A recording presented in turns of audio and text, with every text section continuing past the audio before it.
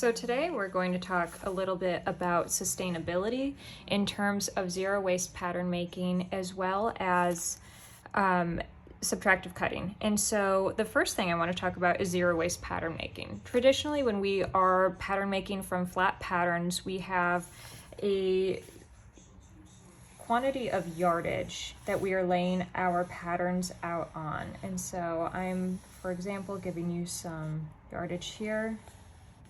My selvage would be here.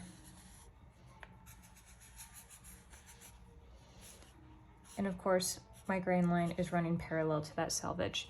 When we talk about flat patterns, so we know a bodice, half of it might look like this. Maybe we have a center front seam.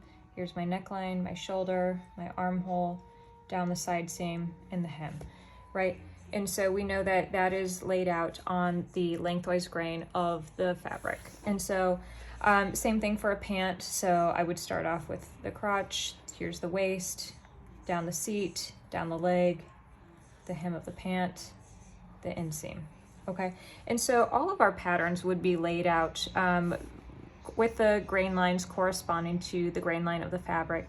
When we get into, say, talking about a sleeve, and kind of conserving fabric, it's really difficult to conserve fabric when you are laying out patterns, flat patterns, particularly on this kind of yardage. And so what pattern makers do, and pattern cutters, or just cutters known in the industry, are they nest patterns. So here's my sleeve, and they really work to keep everything maintained on a perfect grain line while minimizing the amount of fabric in between. And so they might have the seam allowances touching seam allowance, right? They can never overlap because that would take away from the seam allowance or get into the stitch line and compromise the integrity of that seam. But they will put the patterns as close together as possible while maintaining that they're on the same grain. If you have ever had a garment that kind of twists, right? So maybe like a t-shirt, the side seam twists around to the front of your body, or the same thing with a jean. What they might be doing to actually preserve fabric is cutting it off grain. And so you would never want a pair of pants cut like this because it's going to twist horribly around the body. The grain line on the pattern is still here.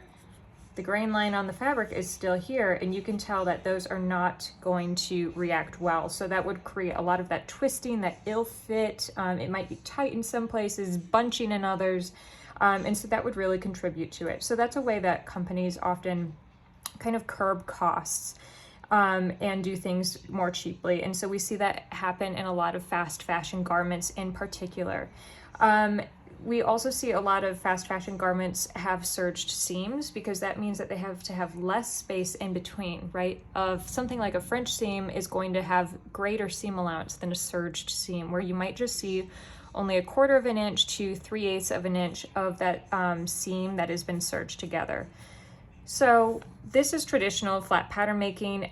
It does have a lot of waste considering all of the amount of negative space that is not used in between these irregular pattern shapes. What I want to talk to you about is zero waste pattern making. So I'm going to draw another flat sheet of yardage.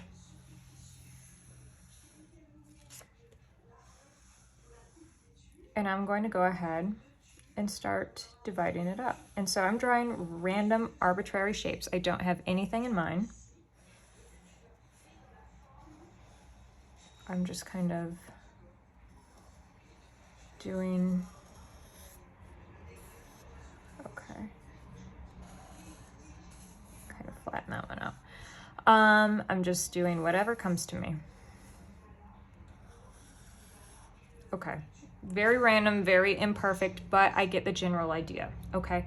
So now I'm going to first explain what it is. So zero waste pattern making is a way of using absolutely every square inch of your yardage. And so here you don't see any traditional pattern shapes, right? I don't have an identifiable pant leg or sleeve or bodice. I really just have these geometric shapes that I am going to then manipulate and create a garment from.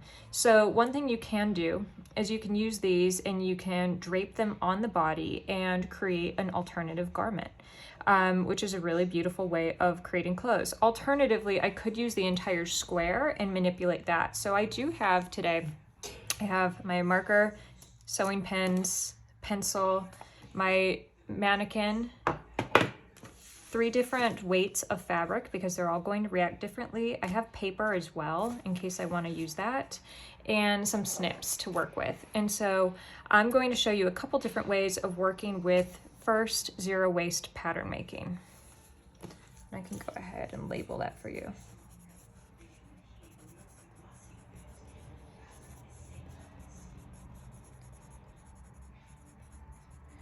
So zero waste pattern making is something to be especially conscious of now when we are kind of trying to think about how to design sustainably.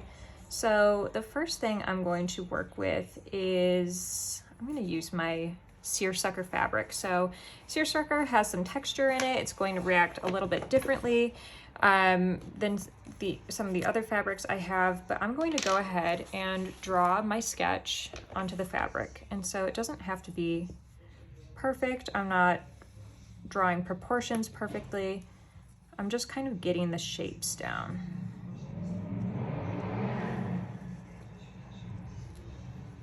Not perfect at all. I'm going to have some extra shapes. That's okay. Okay.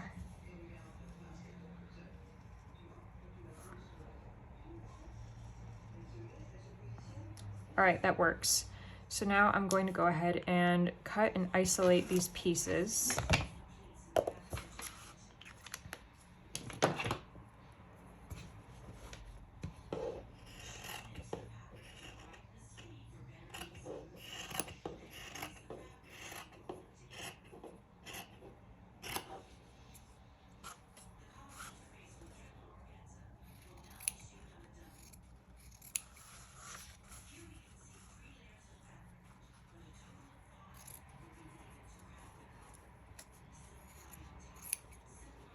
I love these little snips because they are so sharp and they are really great at trimming threads, but also getting into small spaces.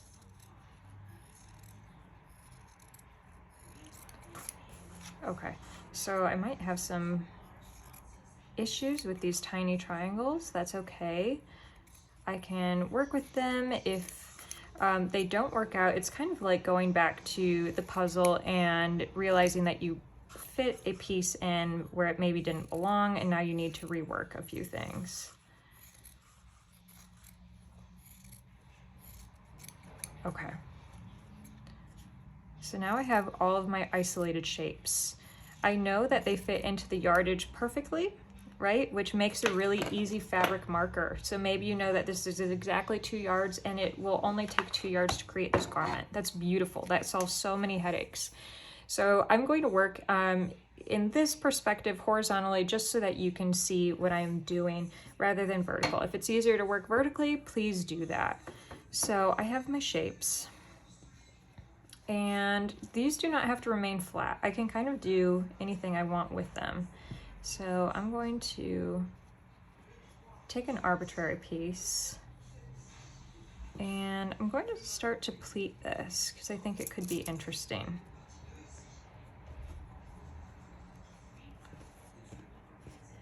And none of my pleats are perfect. I'm not measuring. This could all be done later as you get into the pattern making phase. This is really just the ideation phase. So I'm coming up with a general idea of a silhouette that could be interesting that I otherwise would not have come up with through traditional flat pattern making methods.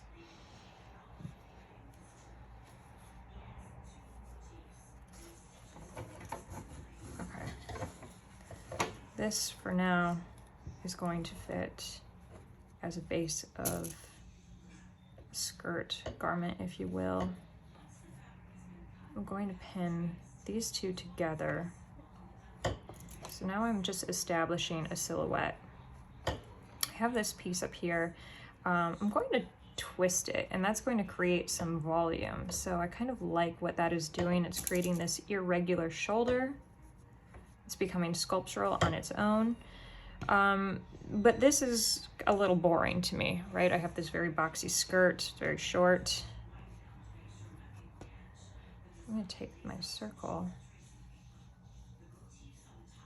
And this can become really interesting. So I'm going to pin this here. Right now I'm using all of these shapes to create a garment for the entire body, which is fine. But they could all be created to create a headpiece or a top or just a bottom. And so really you don't have to think about working 360 degrees. You can work just with a particular angle of the body. That's absolutely fine.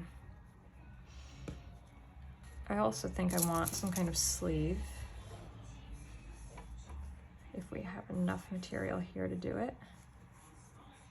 And we don't, so I'm gonna back away from that idea.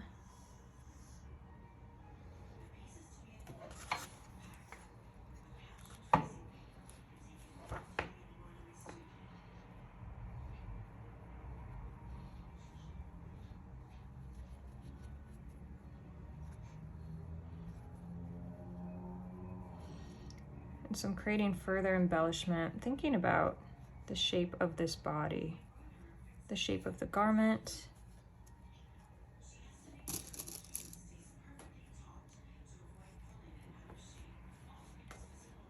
Right, so I'm creating some fullness there. And I can do the same thing by pleating this. So maybe I'm going to create some gathering or pleating effect. It's okay that none of this is perfect. I'm really not going for perfection. I'm going for a gesture. So this garment is going to be a seed of an idea that I'm later going to capture through sketch and then continue to manipulate and refine. Okay, so quite a bit of volume happening on the skirt. Going to pin it. I'm getting an idea though.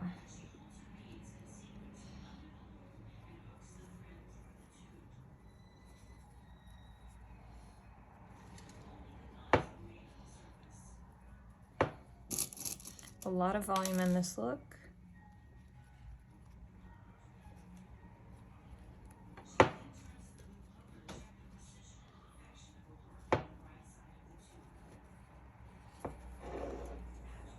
I don't know if I love that. I'll take it out.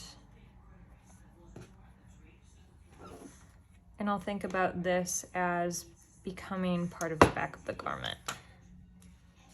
So maybe this will be a full garment.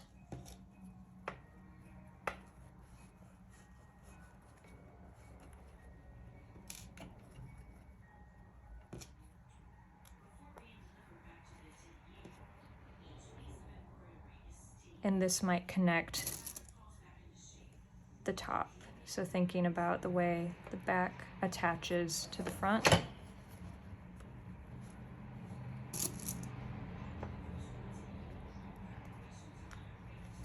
Okay. So while imperfect, I do have the beginning of something that I can translate into a sketch. And so here I'm going to, I already have the shapes that I was working with down, so this is a really great way of documenting process. If you were going to turn it into an actual pattern, you would start taking measurements, right? So what is the yardage? What is the length of the pattern minus the seam allowance? Are you incorporating the seam allowance, right? Is that a way of making a really structural garment by having that woven seam allowance because it is on the straight grain, these pattern pieces for the most part, except for that circle. I did not use these, right? Can I like turn these into shirt collars or further embellishment? Maybe, right? So I might even want to take notes of that,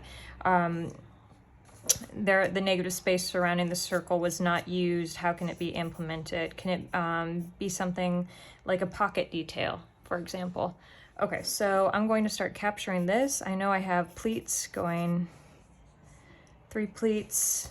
I know that my top, 1, 2, 3, folds over like this. I know it's asymmetrical.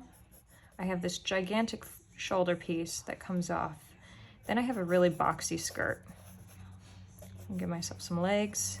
These sketches are quick. I'm really just capturing what I see here and then moving on. I'll take all the pins out and start it all over again, the process. And I can use the exact same pieces in a different arrangement, or else I can use a new piece of fabric and continue working with the zero waste method.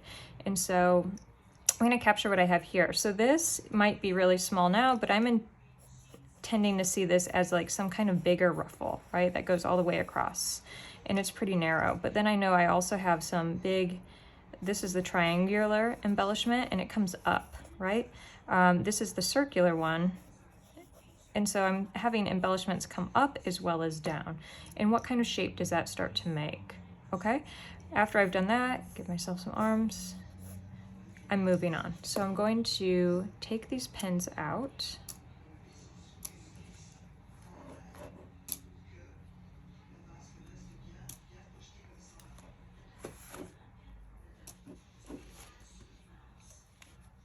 And now I'm going to talk a little bit about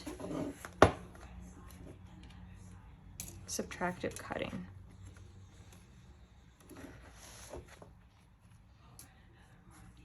I love that I can reuse these pieces and I can continue inventing this way. Okay, so now I want to talk about subtractive cutting. And so we've seen traditional pattern making here using flat patterns, alternately called slopers or blocks. Here I have zero waste pattern making. Subtractive cutting is exactly what it sounds like. So I'm going to begin with my piece of fabric right here, like so. And at random,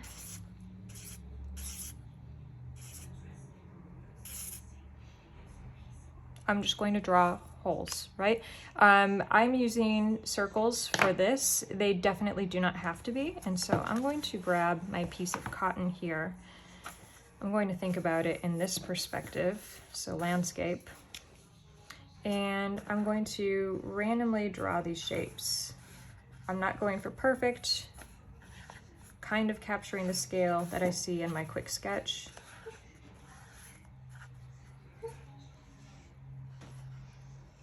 Okay, so now I'm going to go ahead and use my snips.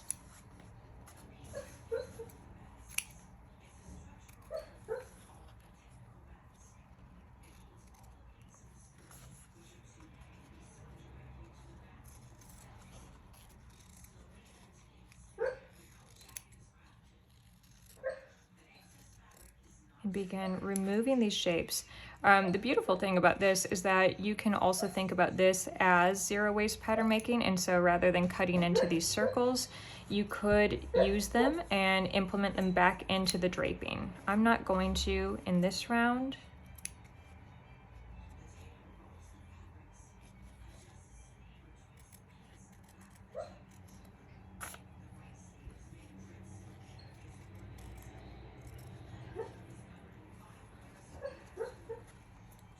If you can hear that, my puppy is dreaming, so he's barking quite a bit.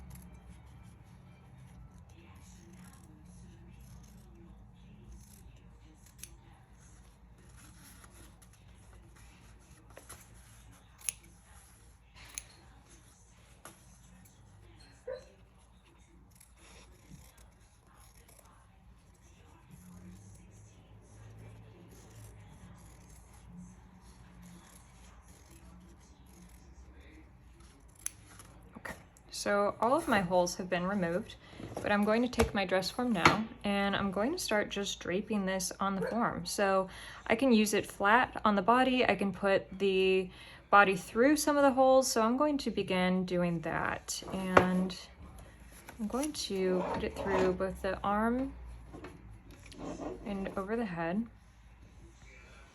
And it looks like it's a rather large hole. So I'm going to slip it through here. And now bring it up, fold it. All of a sudden, I definitely see this kind of tunic, and it reminds me a little bit of Comme des Garçons. So I have this hole here. There's an excellent garment in the Fashion Resource Center that can be worn multiple ways by Comme des Garçons, and it's this gigantic gray maxi dress. And I kind of like what's happening here because I can similarly put this arm through. And so I'm thinking about this becoming this kind of convertible garment now that can be worn a bunch of different ways. So while this hole might be impractical, I do have the layer of fabric here, and so maybe that prevents, kind of offers like a modest approach to wearing this garment. Right, is the back interesting? Is it not? Maybe I want to continue rotating it.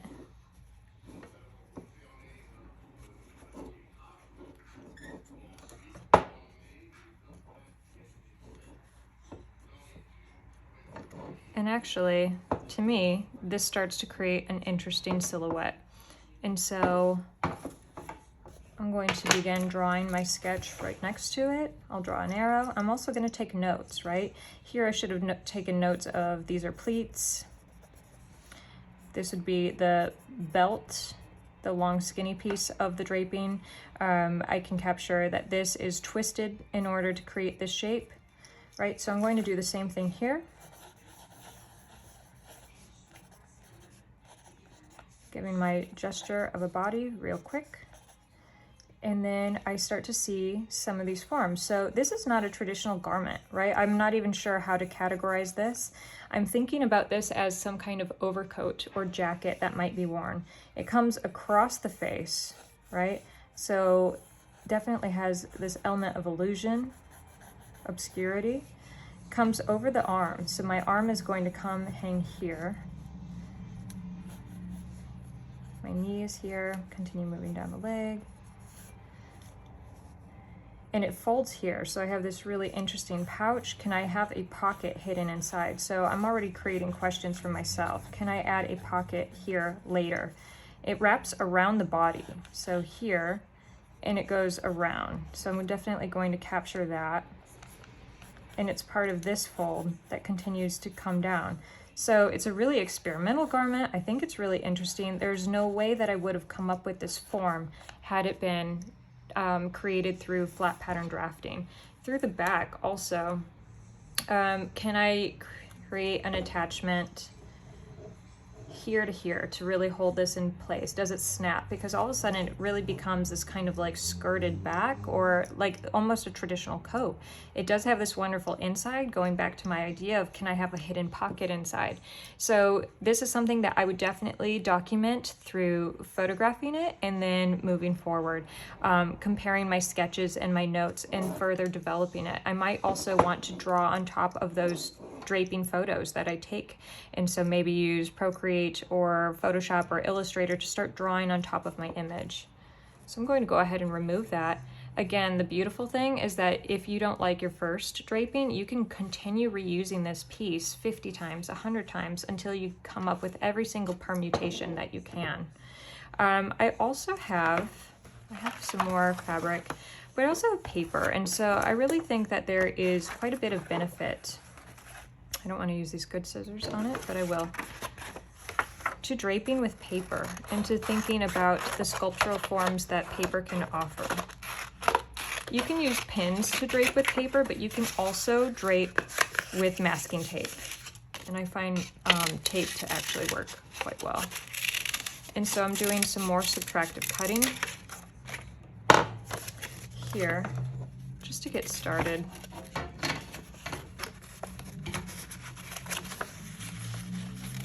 And thinking about the way that paper offers greater sculptural capacities.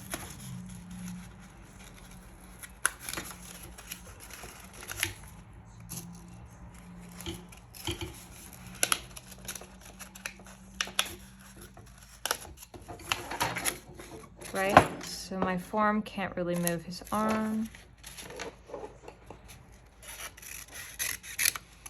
I'm going to snip into it.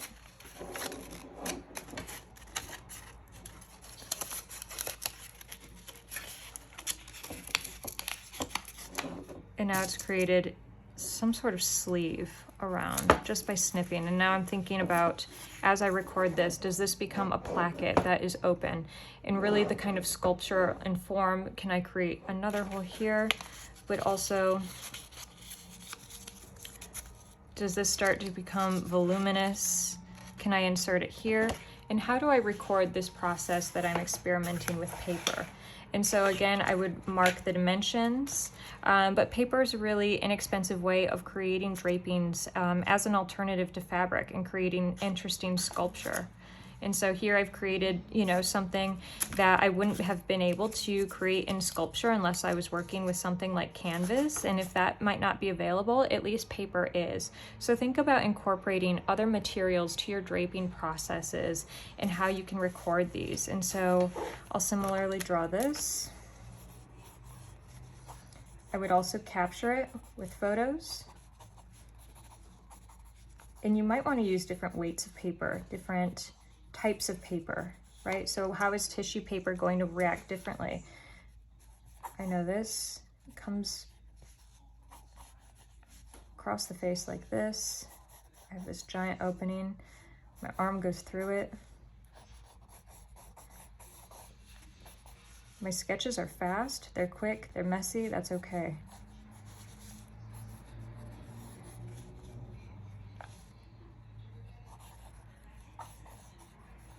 Embellishment here. And I start to think about this kind of 3D shape, right, that it creates. I can see my shoulder. Okay, so it's so important to record everything that you do, and it's okay to move quickly. It's okay to take a photo of this, immediately take my pins out, and maybe rework it on a different aspect of the body. And so continue using your materials, use different materials. I similarly pulled a more fluid fabric than either the cotton or the seersucker, and it's important to record how they all interact differently. So just as review, this would be how you lay out traditional flat patterns on yardage, aligning the grain line of the pattern with the grain line of the fabric. We have zero waste patterning, which is its goal is to create as little waste as possible in the pattern making design. And then we have subtractive cutting, which can be really random. I can also show you one last attempt at zero waste.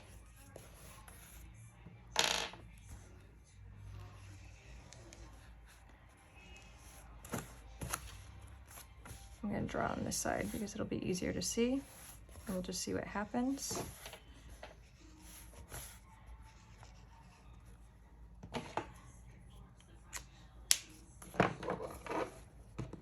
And so this time I'm not cutting out holes. I'm simply changing the fabric by cutting into it. And then I'm going to realign the fabric here.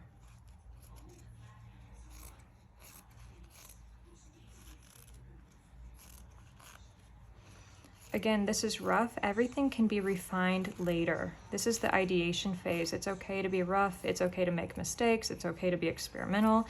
It's okay if the same draping comes out 5 times in a row. Sometimes you have to work through it. So I've created almost a flounce of sorts. And so now I can certainly work on the body. And this is my more fluid fabric, higher quality than either the cotton or the seersucker, and it's going to react differently. But I'm going to kind of attempt to use it in the same way that I used the paper, and it will not act the same. So this time I'm not working on the full body. I'm actually going to just create this really decorative neck piece and maybe only think about the right side of the torso.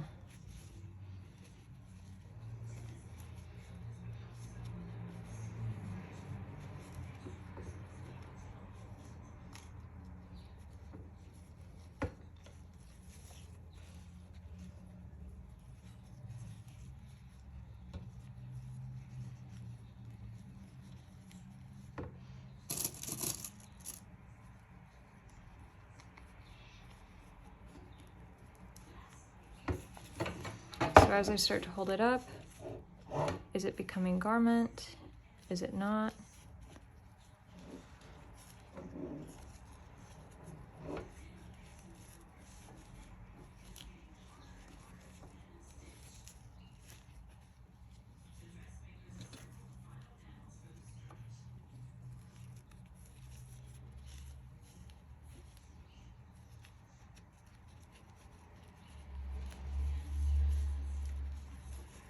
Have I done anything interesting here? Maybe not. So I can kind of backtrack. Maybe this is where it went south for me. I really like what's happening here.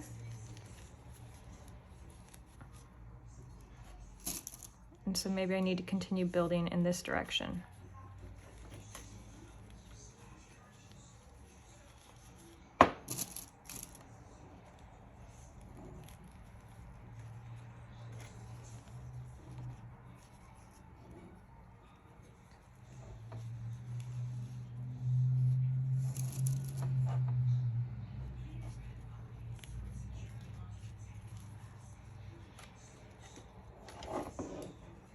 And so here I have a lot of volume. I like the collar shape. It can be a garment, it can be a part of a garment. So maybe it's just a simple element of something larger that's going to happen on the form. It can be an accessory also, so don't feel limited that only garments are created through this technique. Right? Does this become a sleeve? And I think it does. And so I'm thinking about this as almost a cowl, right? So it's part of a garment, it fits over the torso, it hangs, it covers one sleeve. And so again, I would record this process and then attempt to recreate it by cutting into that fabric and adding seam allowance. So thinking about how these pieces become attached. As far as the pattern making aspect, I would go back and I would mark every single attachment and where they attach and think about how I am stitching these down or creating snaps. Is it convertible? What are the possibilities for this garment to be worn multiple ways or to be actually put on by the wearer? So how convenient is it for them? How difficult is it? And so it actually has a really beautiful silhouette from the back. And so this garment just only hangs in the front, or accessory, if you will. So these are different examples of traditional flat pattern making, zero waste pattern making, and subtractive cutting that can all be used to create garment.